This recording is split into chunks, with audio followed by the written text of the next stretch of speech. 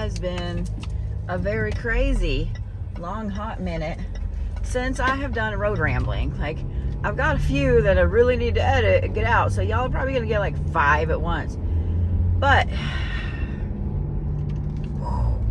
y'all, it's already hot as fuck here. It is already hot. What the fuck, man? It's already like 85 degrees. Like, I'm not sure it even got down below 75 last night. Did you guys know that there's like a threshold for the human body? Like, at night it has to cool down to a certain temperature for you to actually get some some restful sleep. Did you know that? I didn't know that till like last year when they were I heard somebody on the news talking about it. I was like, what the fuck is that? Yeah, there's a threshold. I believe that it's in the 60s, the mid 60s, that the body needs to cool down to at night so it can actually like sleep well, which then makes me wonder if that's why I'm not sleeping well, or, you know, just insomnia, because that tends to be a fucking thing in my life. Fucking hate insomnia. It's fucking stupid, man. Like, I lay there at night and I can't get to sleep, and then I am tossing and turning like a motherfucker. I woke up this morning, like, I don't snore, okay? I do talk in my sleep every now and then, but not so much anymore. I used to a lot when I was younger, but not so much anymore. And I usually, I'm that person that, like, my nose is super itchy today. Somebody is like talking about me. I'm usually that person that I don't toss and turn. Like, I'm like a burrito. In fact, everybody that has traveled with me used to laugh about how I like make myself a little pillow fort. I roll myself up in the blanket and then I'll go to sleep. Like, I've had people actually come over and check to make sure I was alive because I sleep so hard, okay? But for some reason this week it's been getting worse and worse and worse, and like, I woke myself up fucking snoring at 7 a.m. Snoring. I thought I was growling. I legit thought I was growling. But I was snoring. Like, what the actual fuck is that? I don't know. I'm just tired of not feeling good, you know? I haven't felt good since I came back from Pennsylvania. Like, just felt run down. And I'm sure that being on a plane with all these people hacking and coughing, you know, you can't walk off of there unscathed. I mean, but then being like super sick last week, yeah, it was bad. It was bad. I already got a headache this morning too. I just realized, like, I'm going to breakfast with my dad. He texted yesterday and asked if I wanted to have breakfast this morning. So I'm going to breakfast with my dad, and I couldn't go to sleep last night. I didn't sleep good, and this morning I left the house without taking anything, like my supplement, I've been having to take a lot of fucking headache medicine. Not as much as last week, thank goodness. Like, last week it was every 4 hours I was on it, but you know, maybe my liver is just like, bitch, no more Tylenol right now, because I can't take ibuprofen because sometimes I get blood pressure issues. I used to have pretty high blood pressure, and so the cardiologist was like, no ma'am, you cannot have ibuprofen anymore. So, you know, that went out the window.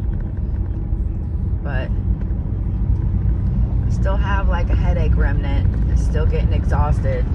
Last night I was gonna get on live and hang out with you guys a little bit more and get some more stuff done.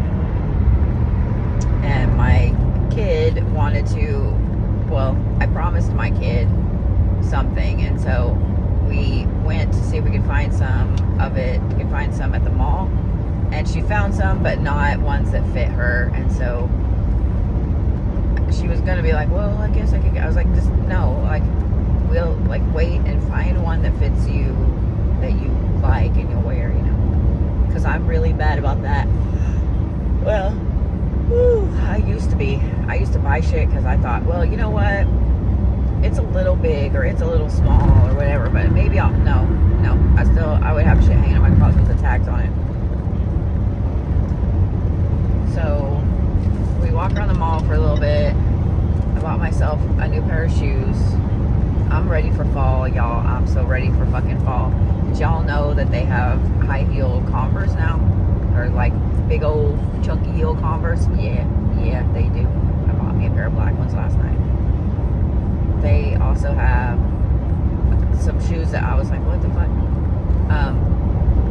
There's another pair of Converse I almost bought. I may end up like ordering them. And then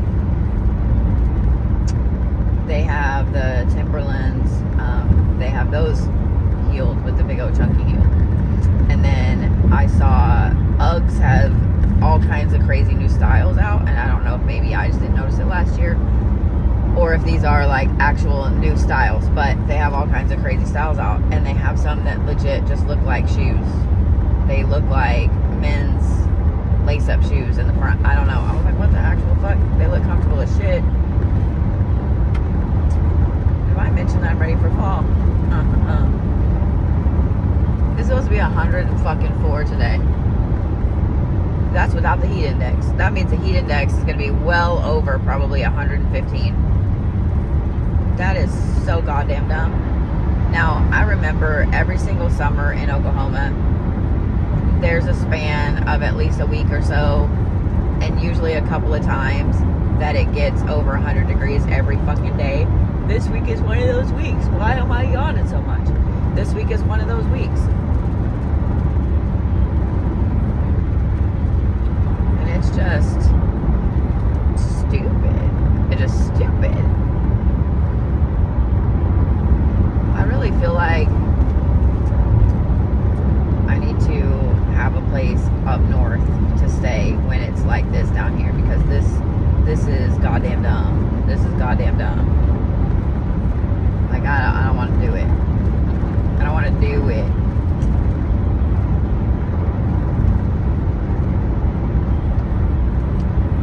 Yeah, I don't want to do it. But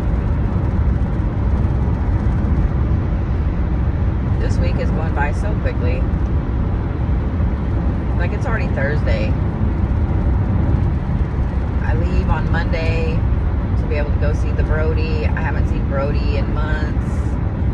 I'm super excited about it. We haven't seen him in almost 3 months. So, there's gonna be a lot of tears on everybody's faces. And then it sucks because we'll only really get to see him for a weekend, and then we'll get to see him for Family Day, which is Wednesday, and then he graduates on Thursday morning on 8/8/8, and then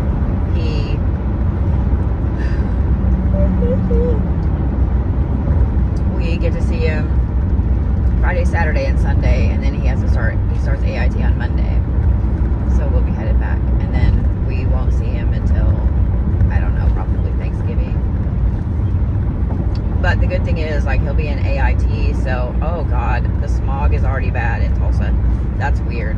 I mean, I grew up outside. I know this was like complete shift, but I came around a corner up here and I can see downtown Tulsa, and it's already smoggy.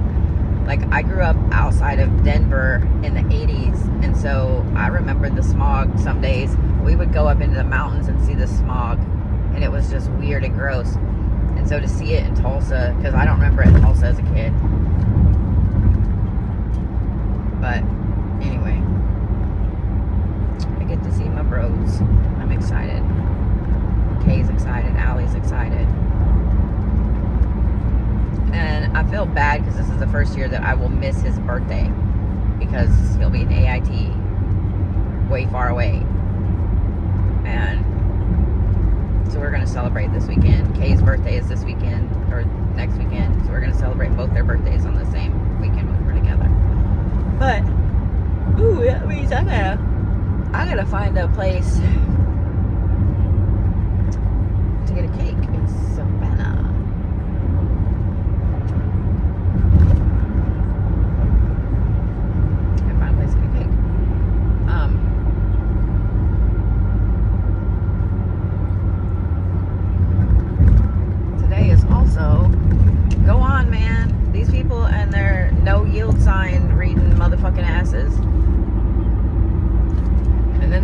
like you're the stupid one. Like, dude, you had a yield sign and you had so long to sit there and pause and wait. You had a long time. I've been calling everybody a hoe lately, and I feel like we should bring that back. Hoe. Just so, I don't know. Now she's going slow in the fast lane, and I can't. I can't this morning. My tummy hurts. I need bacons and coffee, and my head hurts, and I just don't want to deal with these motherfuckers that go slow in the fast lane. And she's weaving all over the road too. Baby, don't hit the semi, bitch. I'm trying to go to lunch with my dad. Breakfast with my dad. I don't get to do that very often. And if you hit the semi, it's going to cause a big wreck, and then I'm probably going to be in the middle of it, and it's going to hurt Bernadette, and I'm going to be pissed off, and I'm probably going to punch you in your stupid face and go to jail. Oh. She literally is weaving all over the road. Like, I don't even want to get in the other lane and go around her because she's weaving that bad. Like, ma'am, are you, it's 8:48 in the morning. Like, are you already sloshed, or what's up? Because, like, this, what the fuck, Holmes? What the, oh my God, she's, okay. We're gonna back off a little bit. We're gonna back off a little bit because she's something. But today's also 2 years since I took over my shop over there, since I got my keys, got everything done, started getting painting done. So I gotta make a post here later about that. Today's 2 years since I got the first side of my shop, and 1 year since I took over the entire building. And I'm like super, super proud of that. Super proud of that. Super proud of that.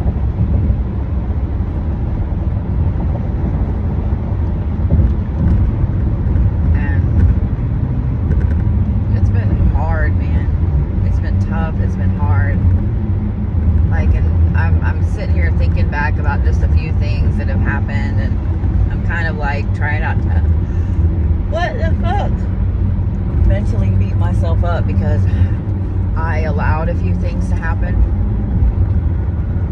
with people that didn't work for me.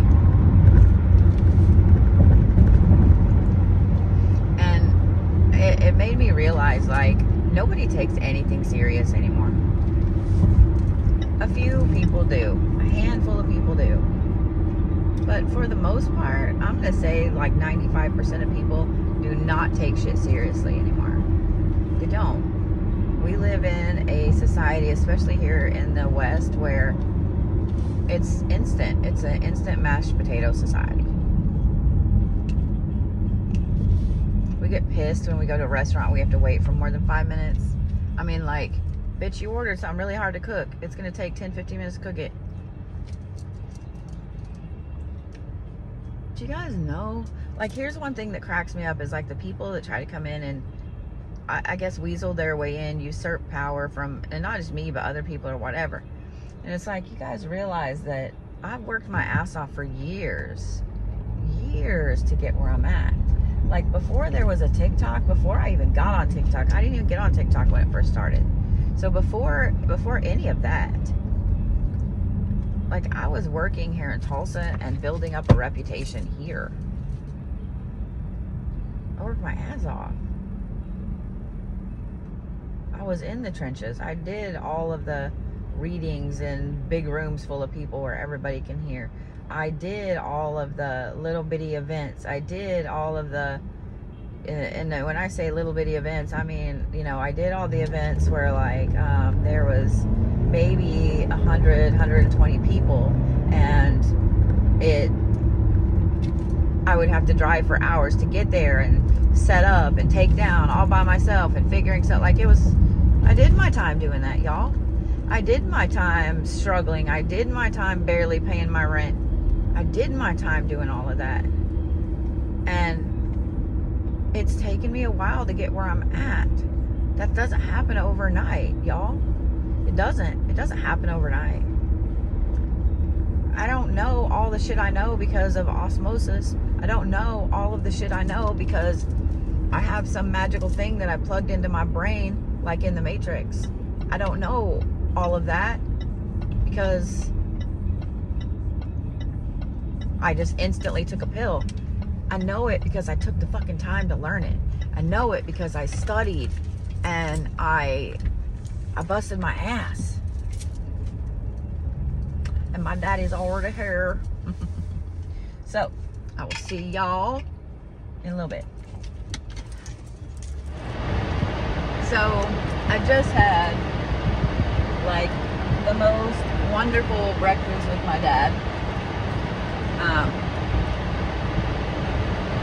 And it cracks me up when I spend time with my dad because that is not going to work out. Like, that has to be it. I'm trying to make sure my phone doesn't overheat because it's, hot as fucking fuck. I think even Hades and the devil have fucked off today. They aren't here. It's already 97. It's not even 10:30 in the morning. 97 fucking degrees. Like, fuck this shit. Anyway. So my dad is one of those people that when I'm sitting there hanging out and visiting with him and so on, I have all kinds of epiphanies, right? Because I'm like, that is why I am the way that I am. So it's so funny. My dad pointed out, my dad has 3 daughters, okay? And I am the middle child. And I am not his blood kid, right? Like, I have a stepsister. He had a daughter before him and my mom got married. And then I have a half-sister, a little sister, that's his daughter and my mom's daughter, okay? But he adopted me when I was 7. He married my mom when I was 3. So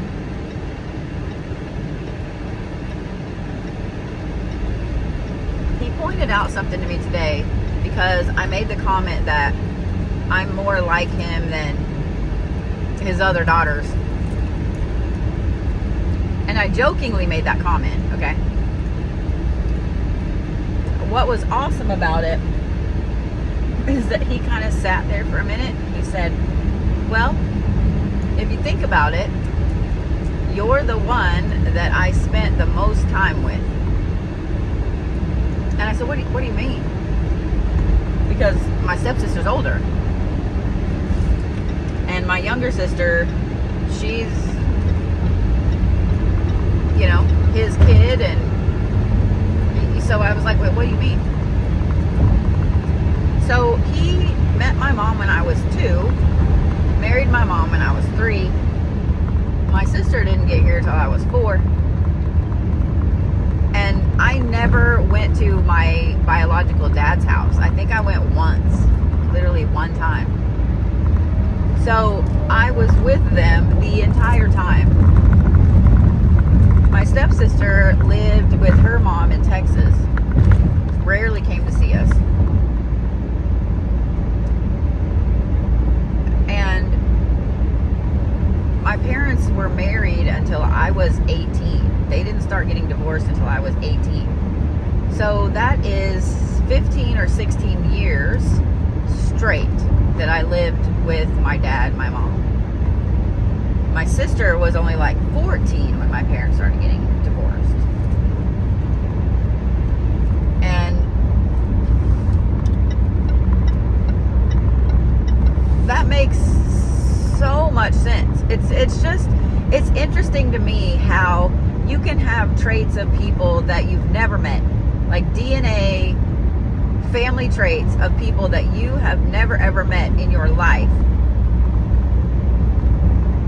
And then you can end up acting exactly like someone who is not related to you. But we had a long talk today, and it was really interesting because I know that some of you guys know that I've had people come and steal recipes from me, things like that, right? And this blows my dad's mind, but it's happened to him as well. So my dad is a super intelligent mechanical engineer, draftsman, etc. The vast majority of the pumps, seals, pieces that go into refineries and stuff, if the design has been around longer than 10 years, or if a design is based off of a design from 10 years or more, my dad's had a hand in it somewhere. Like at one point, my dad designed all of these amazing pieces that make a refinery, not just a refinery, but gas, natural gas, all of those things, make any type of plant like that work. And he was telling me a story about how, and I've never heard this story before, about how he worked for a company, and one of the engineers there brought a problem to him and was like, hey, this thing is overheating, we've got to figure it out, we've got to fix it, blah, blah, blah. So my dad just was like, oh, well, here's an idea that I've been told, rolling around in my head, drew it out for the guy. The guy takes it into the boss, and this is the way the world works, and I hate this. So boss looks at it and says, we don't need this, our designs work just fine. And then a few years later, his son comes out with the idea and wins awards with it and so on. Off my dad's design, but with one word changed in the name. But off the design that my dad created. And my dad said that was one of the few things in his career that stung, that hurt. And I kind of laughed a minute, because he said what he did was he gave the blueprints out for several things. When people would try to steal stuff, he would give the blueprints out. I didn't know that either, and I started kind of laughing, and I said, this is gonna make you laugh, you're gonna understand why I'm laughing. And I said, I've had people physically come to my shop and tear recipes, handwritten recipes, out of my book to steal them from me. And he said, what? And I said, yeah. Like literally, that's corporate espionage. Y'all realize that, right? When you physically go to a business, a company, and you steal something for your own gain, whether it's to sell it, whether it's to make it, when you do, that's literally corporate espionage. And I told him, I said, so what I did was I released the recipe and then I made it better. I tweaked it. I made it better. And I thought he was going to fall out of the booth. I thought he was going to fall out of the booth. I am so much like my dad. So much like my dad. It's funny. So I have something that I'm working on that I needed his help with, and I brought him a piece of the material that I need cut. And then when I get back from going to see Brody this next week, when I get back from that, I'm going to take the other ones over, and I gave him one to play with.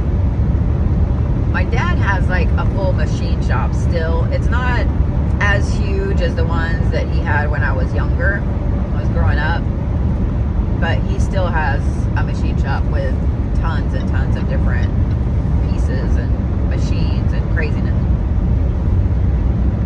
So he can cut just about anything. So I have a design that I'm working on for you guys. Not something that's going to be super cheap, because the materials are not cheap and the time to make the thing is not cheap. But as I was saying, whenever I pulled up over there, and my dad and I had this conversation too, because it came up without me saying anything. I love the universe, I really do. I love how the universe brings stuff in. But I was talking about how no one wants to put the time and the effort in to do anything. Everybody wants something that lasts forever, but they don't want to put the time and the effort into it.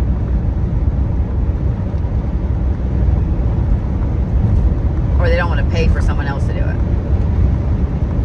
We live in an instant mashed potato society.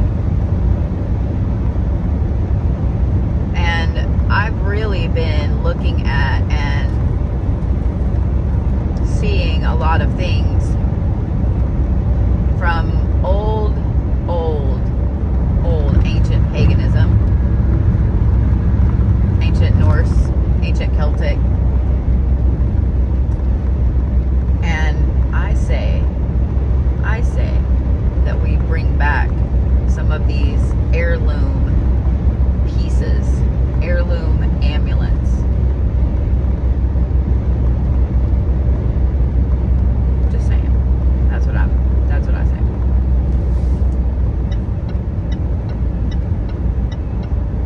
That's what I say.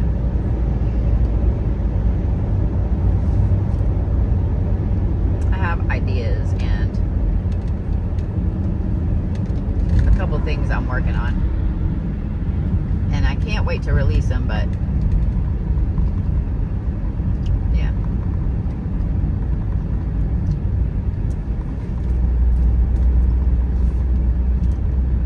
I don't know, it cracks me up. I look at, I don't know, I hate that the world has lost some magic, and I feel like we need to bring some magic back. You know what I mean? I feel like we need to bring some magic back.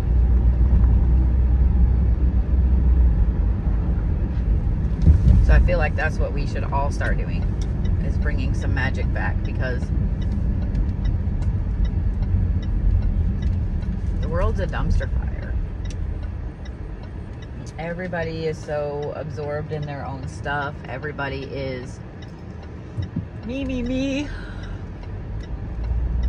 There are still some amazing people in the world, people that do good things all the time. There are still people that probably should have stopped and got a pop, because I need one. So we're gonna stop over here. There's so many things that even if just a few of us started doing these things, we could easily spread that into a few more, and very quickly bring magic back into the world. And I mean both real and perceived. Y'all want to help me change the world? The answer is yes.